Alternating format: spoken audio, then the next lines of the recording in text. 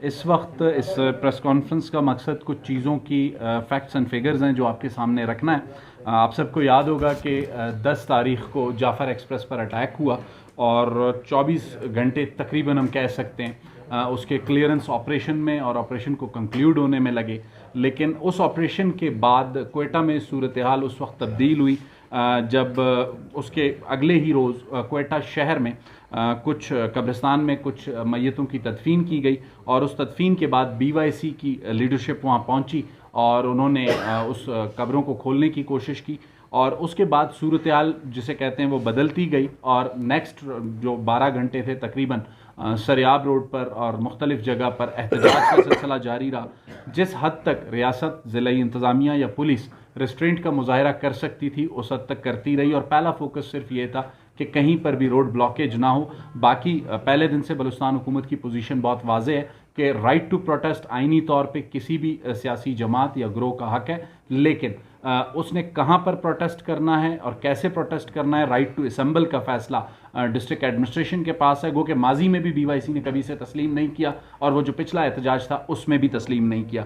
Series of events क्या रहे और उसमें कहाँ कहाँ कानून की खिलाफ वर्जी हुई, ये मीडिया को बताना बहुत ज़रूरी है। इसी के लिए मेरे साथ DIG क्वेटा एतजाज़ गुराया साहब और डिप्टी कमिश्नर क्वेटा साद बिन असद मौजूद हैं, जो आपको इस सारी सूरत हाल में कहाँ कहाँ पर किस किस जगह पे लीगल वायलेशंस हुई जिसके नतीजे में सूबाई हुकूमत को और डिस्ट्रिक्ट एडमिनिस्ट्रेशन को BYC के खिलाफ एक्शन लेना पड़ा। गुराया साहब। Thank you sir. सबसे पहले तो आप सबका शुक्रिया।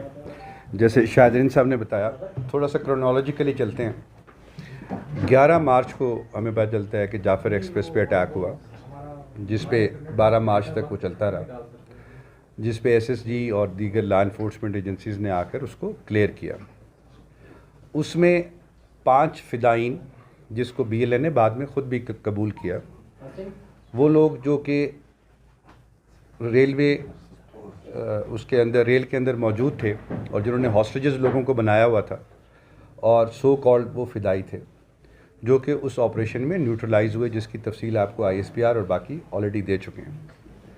उन 5 की dead bodies as per law government of Balochistan decided कि ह्यूमन राइट्स और उन चीज़ों को मद्देनज़र रखते हुए उनकी डेड बॉडीज़ को लाया जाए अस्पताल में और उनकी प्रॉपर आइडेंटिफिकेशन की जाए कि वो क्या है। वो 5 डेड बॉडीज़ सिविल हॉस्पिटल लाई गई। उन 5 डेड बॉडीज़ का जो प्रॉपर SOP थी, DNA करवाया गया और नादरा से उसकी वेरिफिकेशन भी करवाई गई कि ये लोग कौन हैं। अब कानून में या किसी भी चीज़ पर जगह पर एक डेड बॉडी को लेने का हक जो है वो उसके वर्सा का है। वर्सा से मतलब उनके वालिद, उनकी वालदा, बहन, भाई, बीवी, शौहर, बेटा, बेटी, वो आके उनके आइडेंटिफिकेशन करके थ्रू प्रॉपर चैनल कोर्ट से परमिशन लेके वो डेड बॉडी वो रिसीव कर सकते हैं।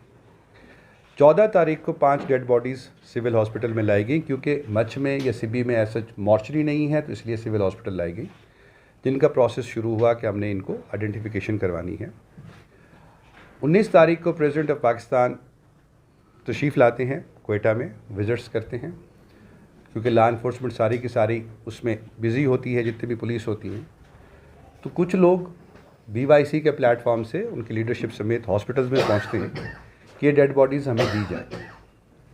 उनको बताया जाता है कि जी आप इनके वर्सा को ले आएँ, जो वर्सा हैं वो ले आए और वो आके डेड बॉडीज़ को ले जाए, तो हमें कोई इतराज़ नहीं है, लीगल फॉर्मेलिटीज़ पूरी करने और ले जाए।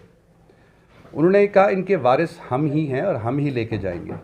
BLA का वारिस कौन हो सकता है, ये जवाब मैं आप पे छोड़ता हूँ कि BLA का वारिस कौन है।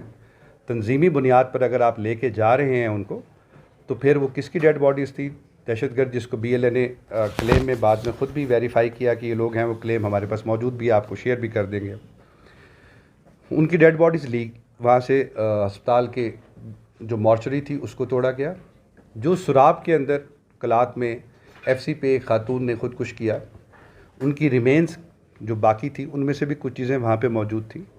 वहाँ से बाय फोर्स पुलिस और जो अस्पताल इंतज़ामिया थी उनको मार पीट कर और वो सारा करके वो डेड बॉडीज़ वहाँ से उठाने की कोशिश की गई और वो उठाई गई, जिस पे लॉ इन्फोर्समेंट ने और स्टेट ने एक पूरी दुनिया में कहीं पर भी इस तरह से नहीं होता कि दहशतगर्दों की आप ग्लोरीफिकेशन करें, उनकी डेड बॉडीज़ उठाकर वहाँ पे नारे लगाएं।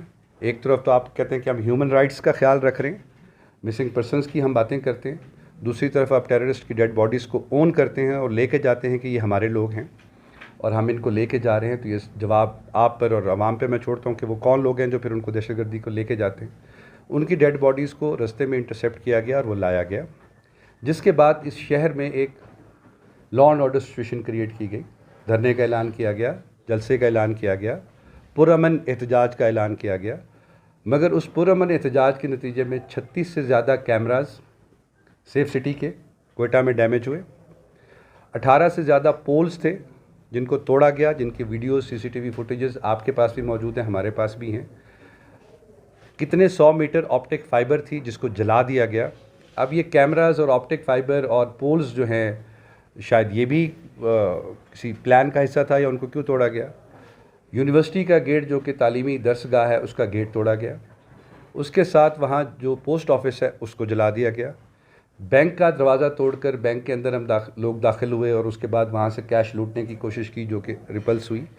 ये वो सीरीज़ ऑफ इवेंट्स हैं जिस पे पुलिस और गवर्नमेंट की तरफ से ये डिसीजन हुआ कि विद इन लीगल लिमिट्स में रहते हुए हम आंसू गैस का, लाठी चार्ज का इनका ख्याल करें।